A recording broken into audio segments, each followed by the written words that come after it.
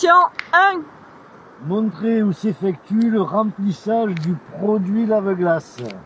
Alors, je dois d'abord ouvrir le capot avec la petite poignée que je tire 2 fois. Du lave-glace se trouve ici. Et pourquoi est-il préférable d'utiliser un liquide spécial en hiver? Pour éviter le gel du liquide. Question secourisme. Quel comportement adopter en cas de diffusion du système d'alerte et d'information des populations?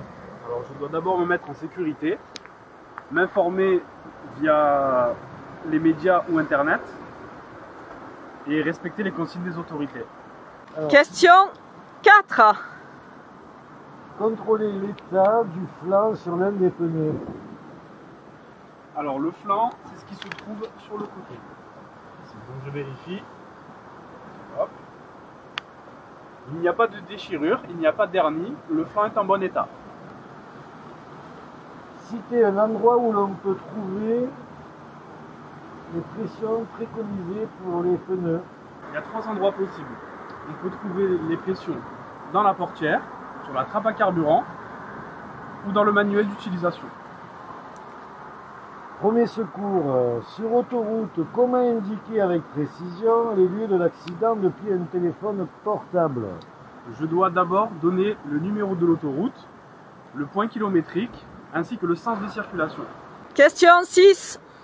Alors vérifier l'état et la propreté des plaques d'immatriculation. Alors, la plaque est en bon état, elle est propre, elle est lisible. La plaque est propre, en bon état et lisible. Quelles sont les précautions à prendre en cas d'installation d'un porte-vélo? Lorsque j'installe un porte-vélo, je dois faire attention à ce que les feux soient visibles ainsi que les plaques d'immatriculation. Question secourisme, qu'est-ce qu'une perte de connaissance? Une perte de connaissance, c'est lorsque la victime ne répond pas, ne réagit pas, mais respire. Question 8. Montrer où s'effectue le contrôle du niveau de liquide de frein. Dans un premier temps, je dois ouvrir le capot. Je vais utiliser la manette qui se trouve ici, que je vais tirer 2 fois. Le liquide de frein se trouve ici, sous le petit socle, ici. Alors, quelle est la conséquence d'un niveau insuffisant du liquide de frein? Une perte d'efficacité du freinage. Alors, premier secours, en cas de panne ou d'accident, quel équipement de sécurité doit être porté avant de quitter le véhicule? Avant de quitter le véhicule, il faut porter le gilet de haute visibilité. Question 10. Contrôler l'état de tous les balais d'essuie-glace du véhicule.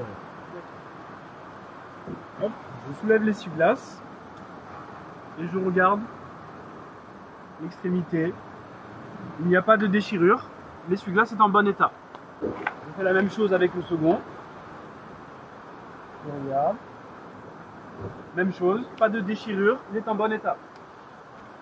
Et j'oublie pas de vérifier l'arrière. Même chose, pas de déchirure, il est en bon état. Quel est le risque de circuler avec des balais d'essuie-glace défectueux? Le risque est d'avoir une mauvaise visibilité due à l'impossibilité de nettoyer le pare-brise. Secourisme, quels sont les numéros d'urgence à composer? Je peux composer le 18 pour les sapeurs-pompiers, le 15 pour le SAMU et le 112 qui est le numéro d'appel d'urgence européen. Question 12. Montrer où s'effectue le remplissage du liquide de refroidissement. Alors, dans un premier temps, je dois ouvrir le capot avec la manette qui se trouve ici et je dois tirer 2 fois. Le liquide de refroidissement se trouve ici. Et quel est le danger si l'on complète le niveau du liquide lorsque le moteur est chaud? Il y a un risque de brûlure. Question de secourisme, comment arrêter une hémorragie? Pour arrêter une hémorragie, je dois appuyer fortement sur la plaie avec mes doigts ou ma paume de la main en utilisant un tissu propre. Question 14. Contrôler l'état, la propreté et le fonctionnement de tous les clignotants. Je dois d'abord activer le clignotant. Donc l'ampoule fonctionne, c'est en bon état et c'est propre. L'ampoule fonctionne, c'est en bon état et c'est propre. Quelle est la signification d'un clignotant plus rapide? Le non-fonctionnement de l'un des clignotants. Secourisme. Quelles sont les conditions pour réaliser le dégagement d'urgence d'une victime en présence d'un danger réel, immédiat et non contrôlable? La victime doit être visible, facile à atteindre et rien ne doit gêner son dégagement. Je dois être sûr de pouvoir réaliser le dégagement. Question 16. Contrôler l'état, la propreté et le fonctionnement du ou des feux de brouillard arrière. Je dois d'abord activer les feux de croisement et ensuite activer les feux de brouillard arrière. Le feu de brouillard arrière se trouve ici.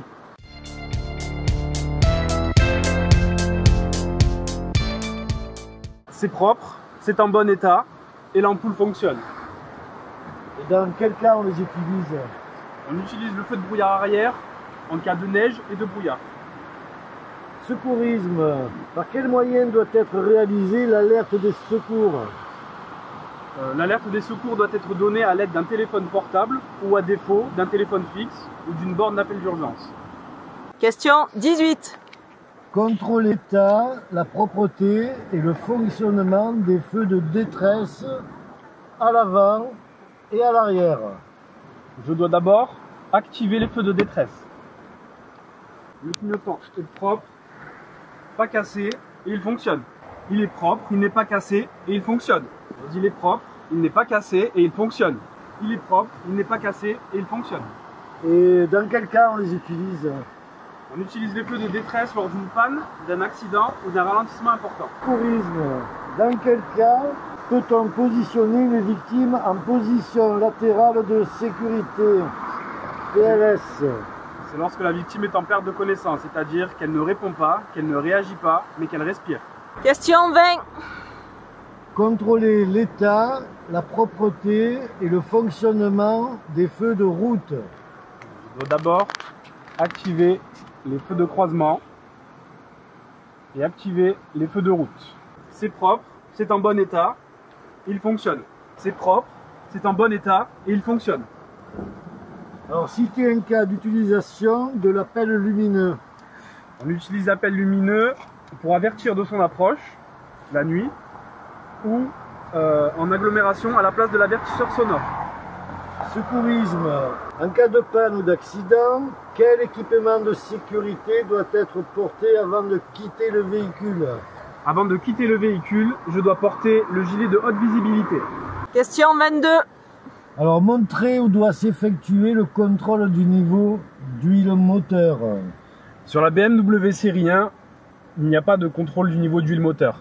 En cas de manque, c'est l'ordinateur de bord, via le petit écran, qui nous l'indiquera.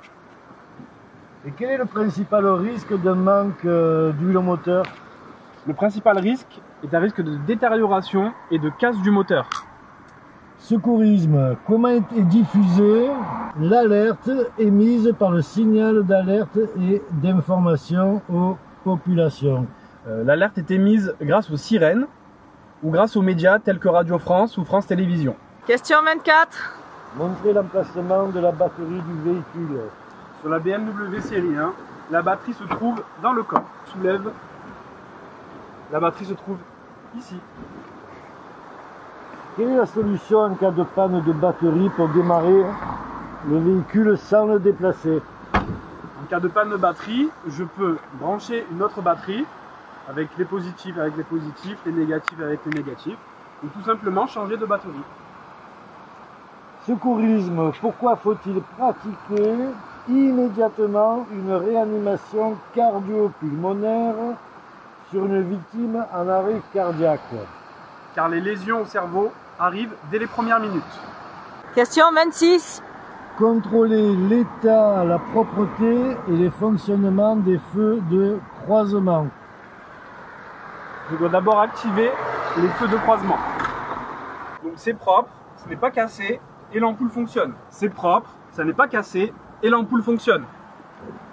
Et quelles sont les conséquences d'un mauvais réglage de ces feux? Pour nous conducteurs, une mauvaise visibilité vers l'avant, et pour les autres usagers, un risque d'éblouissement. Secourisme. Dans quelle situation peut-on déplacer une victime? En présence d'un danger réel, immédiat et non contrôlable. Question 28. Vérifier l'état et la propreté des dispositifs réfléchissants. Les dispositifs réfléchissants se trouvent à l'arrière du véhicule. Ici et ici. Ils sont propres, ils ne sont pas cassés. Quelle est l'utilité des dispositifs réfléchissants? Leur utilité est de rendre visible le véhicule la nuit. Secourisme. À quel moment pouvez-vous mettre fin à un appel avec les secours? On peut mettre fin à l'appel à un secours uniquement lorsque notre interlocuteur nous le demande. Question 30. Contrôler l'état, la propreté et le fonctionnement des feux de position à l'avant et à l'arrière du véhicule. Je dois d'abord activer les feux de position. C'est propre, c'est en bon état et les ampoules fonctionnent. C'est propre, c'est en bon état et les ampoules fonctionnent. C'est propre, c'est en bon état et l'ampoule fonctionne. C'est propre, c'est en bon état et l'ampoule fonctionne. Et par temps clair, à quelle distance sont-ils visibles? Ils doivent être visibles à 150 mètres. Secourisme. Quels sont les risques pour une personne en perte de connaissance qui est allongée sur le dos? Le risque est l'arrêt respiratoire ou l'arrêt cardiaque. Question 32. Alors, sur le flanc du pneu, désignez le repère du témoin d'usure de la bande de roulement. Le témoin d'usure de la bande de roulement se trouve ici, le petit triangle. Qu'est-ce que l'aquaplanage et quelle peut être sa conséquence? L'aquaplanage est la présence d'un film d'eau entre le pneumatique et la chaussée qui peut entraîner une perte du contrôle du véhicule. Secourisme. Si un dégagement d'urgence de la victime est nécessaire, où doit-elle être déplacée? Elle doit être déplacée dans un endroit suffisamment éloigné du danger et de ses conséquences. Question 34. Alors, ouvrez la trappe à carburant, vérifiez la bonne fermeture du bouchon.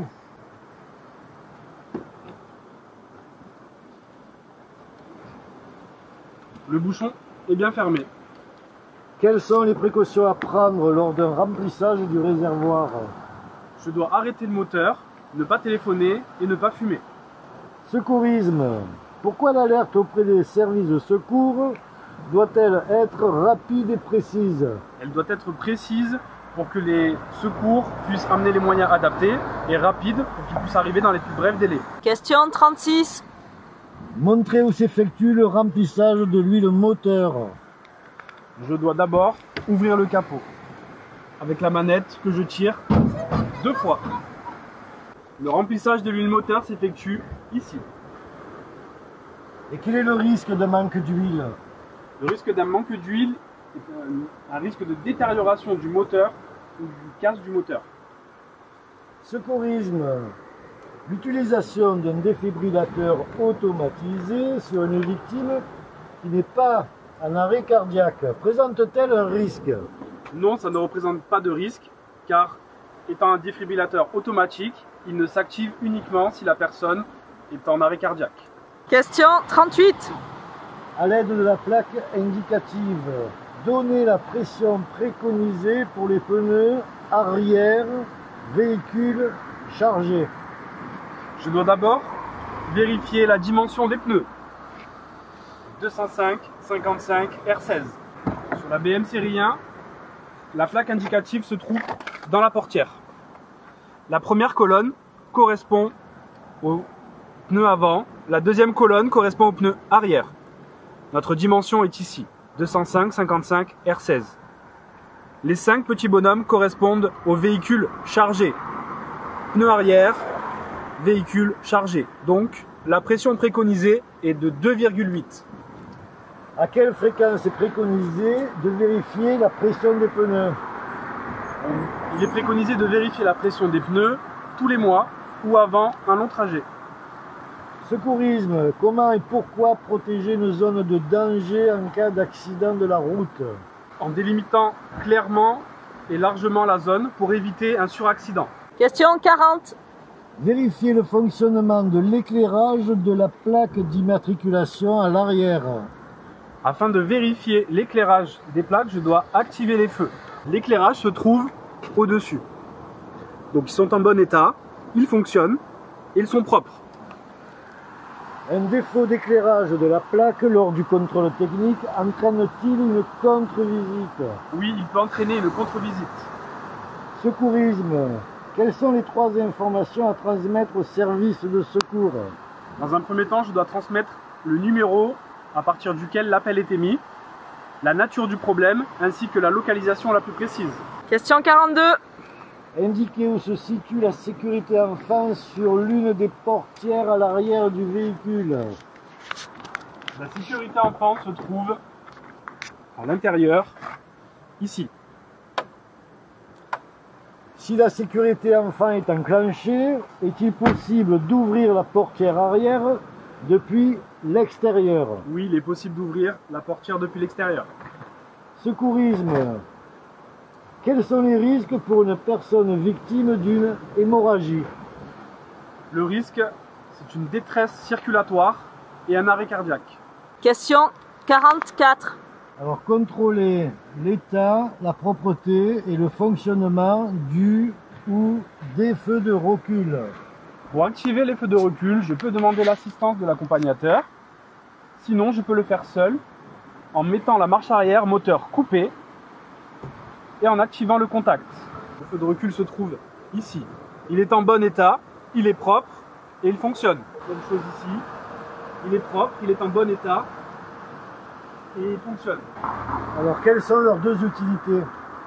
La première utilité est d'éclairer la zone la nuit. La deuxième utilité est de prévenir les autres usagers de ma manœuvre. Secourisme. Qu'est-ce qu'un défibrillateur automatisé externe? Un défibrillateur externe est un appareil qui permet de rétablir une activité cardiaque normale à une personne en arrêt cardiaque. Question 46. Avec l'assistance de l'accompagnateur, contrôler l'état, la propreté et le fonctionnement des feux stop. Je demande à l'accompagnateur d'appuyer sur la pédale de frein. C'est propre, ce n'est pas cassé et l'ampoule fonctionne. C'est propre, ce n'est pas cassé et l'ampoule fonctionne. Attention de bien vérifier celui du dessus. C'est propre, ce n'est pas cassé et l'ampoule fonctionne. Quelle est la conséquence en cas de panne des feux de stop? La conséquence en cas de panne des feux de stop est un manque d'information pour les usagers qui nous suivent. Secourisme. Lors d'un appel avec le service de secours, pourquoi devez-vous attendre que votre correspondant vous autorise à raccrocher? Je dois attendre que notre interlocuteur nous autorise à raccrocher car il peut nous guider dans les gestes à faire jusqu'à l'arrivée des secours. Suite de la 46. Quelle est la conséquence en cas de panne des feux stop? Un manque d'information pour les usagers qui nous suivent et un risque de collision. Question 48. Alors, ouvrez et refermez le capot pour vérifier sa bonne fermeture. Afin d'ouvrir le capot, je dois utiliser la manette ici et tirer 2 fois. J'ouvre mon capot.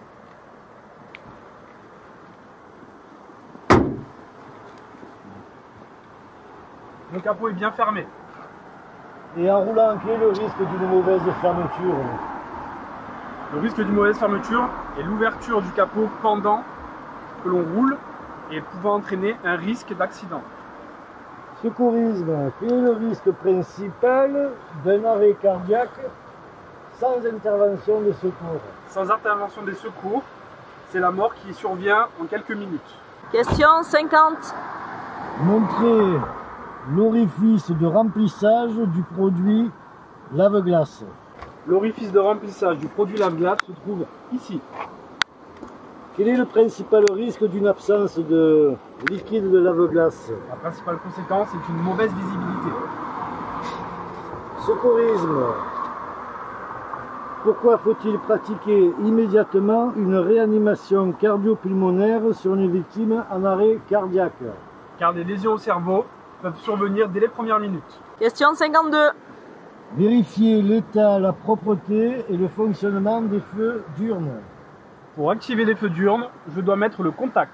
Les feux diurnes se trouvent ici.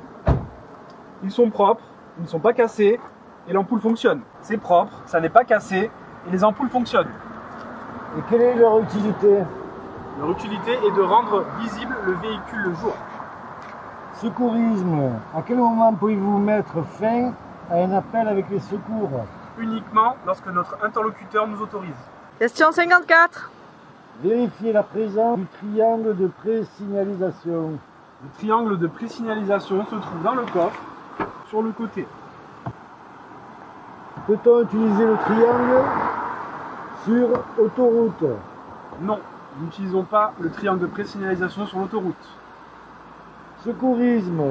Quel comportement doit-on adopter en présence d'une victime en arrêt cardiaque? Je dois alerter, masser et défibriller. Question 56. Montrez où s'effectue le changement d'une ampoule à l'avant du véhicule. Le changement d'ampoule se fait ici ou ici. Et quelles sont les conséquences en cas de panne d'un des feux de croisement? En cas de panne d'un des feux de croisement, il y a pour le conducteur un risque de mauvaise visibilité et pour les autres usagers, le risque d'être confondu avec un deux roues. Secourisme. Citez les 3 manières d'évaluer l'état de conscience d'une victime. Je peux lui poser des questions simples, comme par exemple « Comment ça va ?» Je peux lui secouer doucement les épaules ou je lui demande d'effectuer des gestes simples, comme par exemple « Serrez-moi la main ». Question 58. Montrez où s'effectue le changement d'une ampoule à l'arrière du véhicule. D'ailleurs, je dois ouvrir le coffre. Le changement d'ampoule s'effectue ici ou ici. Je dois aussi vérifier ici. Quelles sont les conséquences en cas de panne d'un feu de position arrière? Le risque d'être mal vu qui entraîne un risque de collision. Secourisme. Comment est diffusée l'alerte émise par le signal d'alerte et d'information aux populations? L'alerte est émise grâce aux sirènes ou grâce aux médias tels que Radio France ou France Télévisions. Question 60. Ouvrez et refermez le coffre, puis vérifiez sa bonne fermeture.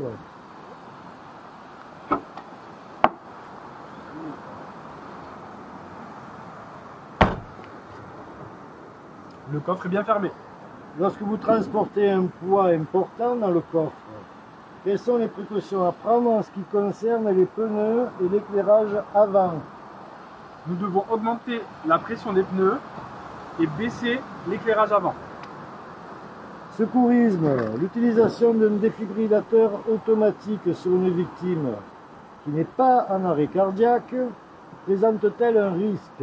Non, car c'est un défibrillateur automatique. Il ne s'active uniquement lorsque la personne est en arrêt cardiaque. Question 62.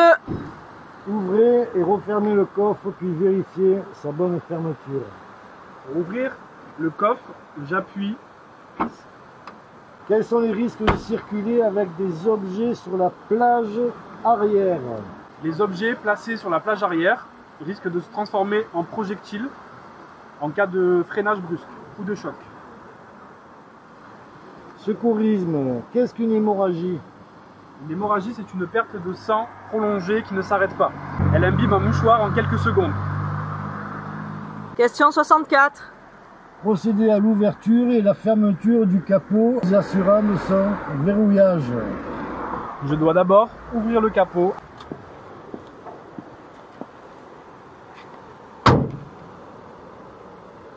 Le capot est bien fermé. Pour un capot s'ouvrant depuis l'avant du véhicule, quelle est l'utilité du dispositif de sécurité? Il empêche l'ouverture du capot en circulation en cas de mauvais verrouillage. Secourisme. Quels sont les risques pour une personne victime d'une hémorragie? Le risque, c'est une détresse circulatoire et un arrêt cardiaque. Question 66. Montrez où se situent les gicleurs de lave-glace avant. Il y en a deux. Un ici et un ici. Quelle est la principale conséquence d'un dispositif de lave-glace défaillant? Une mauvaise visibilité due à l'impossibilité de nettoyer le pare-brise. Secourisme. Qu'est-ce qu'un défibrillateur automatisé externe? Un défibrillateur automatisé externe est un appareil qui permet de rétablir une activité cardiaque à une personne en arrêt cardiaque.